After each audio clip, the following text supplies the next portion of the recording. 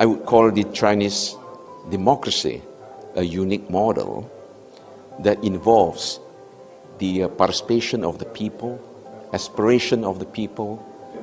I'm glad to see that the Chinese governance has attached great significance to the monitoring of the result.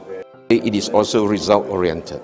In fact, the tremendous changes brought about by the Chinese governance to the people. To cite the most common example is the poverty alleviation, where more than 800 million people have been lifted out of poverty, 10 years ahead of the United Nations 2030 SDG, Sustainable Development Goal target. That by itself is a very clear example.